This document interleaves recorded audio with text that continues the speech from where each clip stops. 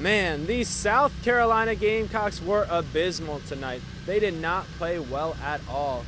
I'm Ben Parsons alongside Devin Gobeil and the lovely Emerson Sears.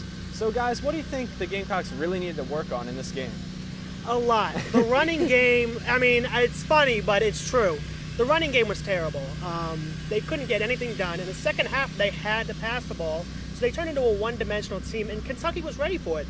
They knew what they were going to do, so they were able to easily stop it. Jake Bentley's a good enough quarterback where he was able to make plays himself, but you can't be a passing team only. You got to be able to run the ball if you're going to want to win, especially in the SEC.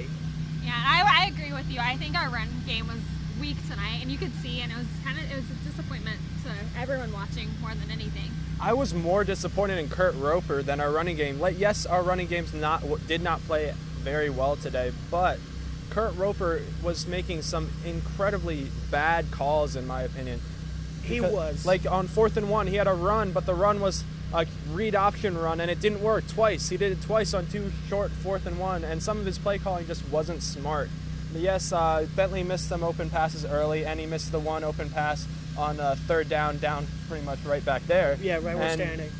They just weren't solid all around. Now, another thing that happened tonight is Deebo Samuel is out for the season. That is huge because with his loss, that really puts a damper on the high-octane offense of the Gamecocks. So, guys, how do you think we're going to look moving forward? First thing I want to say about Deebo Samuel is I was right here when he broke his leg. Yeah. He went down and he was down, and I knew right away, oh, this doesn't look good. But he popped up and walked off the field under his own power. I thought maybe he'll be all right. 2 plays later, he comes back into the game looking just fine. I'm like, oh, he's great. Makes a catch. We find out after the game he's broken his leg and he's out for the season. Mm-hmm. I mean, that just shows that guy is a competitor. He did not want to lose this game. You have to imagine he was in a ton of pain, but he thought, we're down and I'm not going to lose this game. I does not care if my leg falls off. I'm finishing this game. And I think next week may be a little rough for us, but we will have to wait and see and just kind of see as it goes, if you will. Yeah, exactly. Losing Deebo and his tenacity, right? Like as you said, like right there, his tenacity on the field is huge for the Gamecocks. Brian Edwards will have to step up, or Trey Smith is going to have to step up. Shi Smith is going to have to step up. And really, Hayden Hurst is going to have to be at the forefront of this offense now because he's the number one option, I would say, as your wide receivers. You have Brian Edwards, your deep threat, but now he's going to be double teamed instead of Deebo. So then it's going to be Hayden Hurst in the middle, and hopefully Bentley can capitalize on those opportunities because he has missed a lot of them so far. And if they can't run the ball like they couldn't tonight, and they're turned into a one-dimensional team without Deebo Samuel, it's going to be real tough. Another thing, though, is where was Tyson Williams in this game? He had such a great game against Missouri. He was only in for maybe 5 plays total. He caught 2 passes. They didn't run with him. They ran with Turner. They ran with Dowdle. But where was Tyson? He played well. I think that's part of what you were saying, just bad decision-making on the coaching part. Yeah.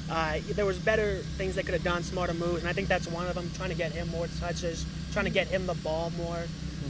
Really, all around the game was tough to watch. The defense was bad, too. I think. Oh, go ahead. Sorry, guys. Oh, sorry. I think the big thing for the defense is that we leave them on the field too much in this one because we did it earlier in the season. In the first game, the defense had 99 plays. In this game, I don't have the plays, but they were out there for at least 38 minutes of the ball game. You're not going to win ball games when your defense is gassed the whole time, and that's what happened out there tonight. Now, moving on, the Gamecocks do have Louisiana Tech next week, which is hopefully going to be an easier opponent. But we can only hope. But, I mean, we are known to trip up on games like this. I mean, I'm still up for my petition of not to play Kentucky as our home opener after we have a big start to the season. Write the petition and I'll be the first one to sign it for you. And I will be the second, sure. Well, that wraps things up for us. It was not the start the Gamecocks were looking for here at Williams-Brice. But on behalf of Capital City Sports, I'm Ben Parsons. I'm Devin Gobeil. And I'm Emerson Sears. Have a good night.